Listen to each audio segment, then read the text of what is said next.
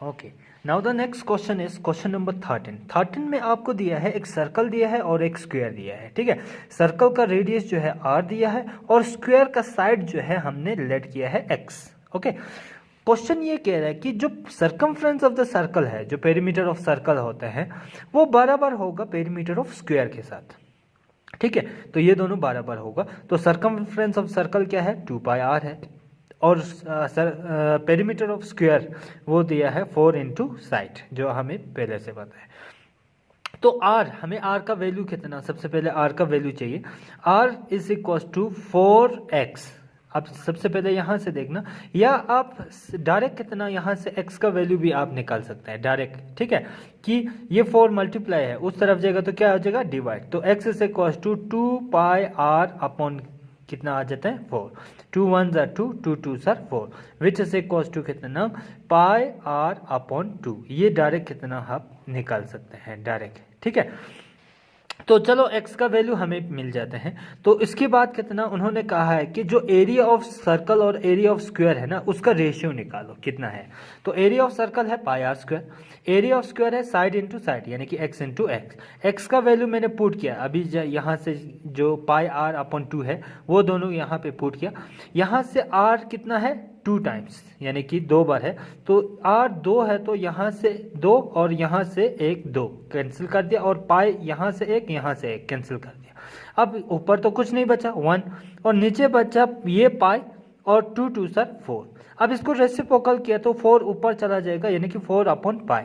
पाई का वैल्यू कितना आता है, 22 अपॉन 7।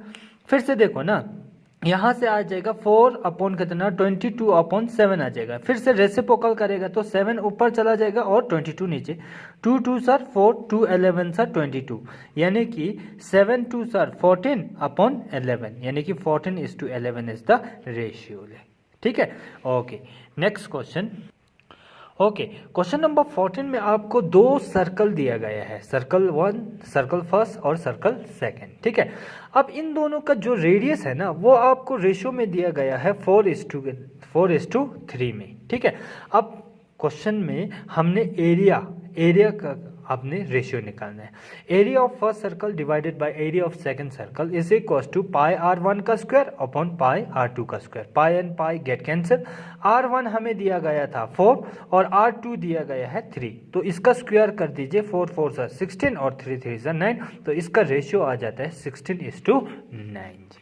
ओके, अब उसके बाद क्वेश्चन नंबर 15 में दिया है रेडियस आपको दिया गया है 7 सेंटीमीटर एक हेमिस्फीयर का।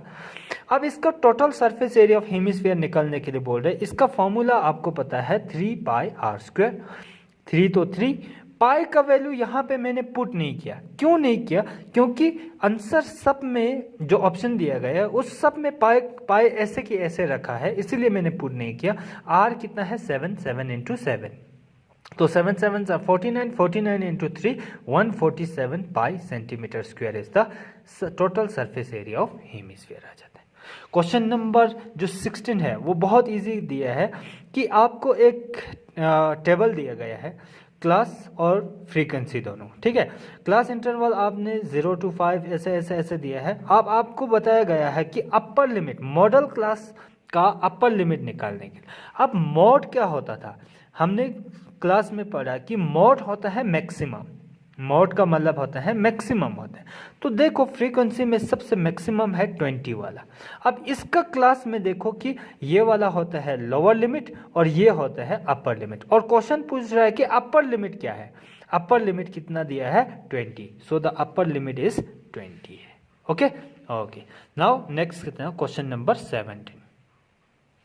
क्वेश्चन नंबर 17 में आपको एक फिर से एक टेबल दिया है जिसमें आपको सिर्फ ये दिया है क्लास x दिया है xi। ठीक है, यानी कि x यहाँ पे दिया गया है और यहाँ पे फ्रीक्वेंसी भी दिया है। अब हमें निकालना है fi xi है कि नहीं है, fx जो है, तो इन दोनों को मल्टीप्लाई कर दो। 4 1 ज़ा 4, 2 5 ज़ा 10, इसी तरह करते गया। सिग्मा fi होता है, इन सब को प्लस करना है। 4 + 5 9, 9 + 1 10, 10 + 2 12, 12 प्लस y। इसी तरह सिग्मा fi xi होता है, इन सब को प्लस किया तो 28 + 3y आ जाता है।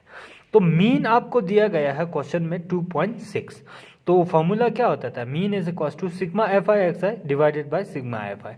मीन आपको दिया गया है 2.6, sigma F I X I इतना आया और सिग्मा एफ आई इतना आया, ये डिवाइड है उस तरफ जाएगा तो क्या हो जाएगा मल्टीप्लाई, दोनों के साथ मल्टीप्लाई करेंगे 2.6 के साथ, और 28 प्लस 3y ऐसे की ऐसे। 2.6 इंटू 12 31.2, 2.6 इंटू वाई 2.6y, बाकी ऐसे की ऐसे। ठीक है, y को एक तरफ ले जाओ और नंबर को एक तरफ, 2.6y ऐसे रखा, प्लस 3y है उस तरफ जाएगा तो माइनस 3y, 28 को ऐसे रखा, 31.2 को इस तरफ लाया, माइनस हो गया, तो इसमें से ये माइनस किया तो माइनस 0.41, इसको इसमें से ये माइनस किया तो minus 3.2, minus and minus get cancel, ये 0.4 मल्टीप्लाई है उस तरफ जाएगा तो डिवाइड, पॉइंट दोनों 10 प्लेस पे है तो ये कैंसिल हो जाएगा, यानी कि 32/4 बचेगा, 4 1 जा 4, 4 8 जा 32, so the value of y is equal to 8 आ जाता है। ठीक है,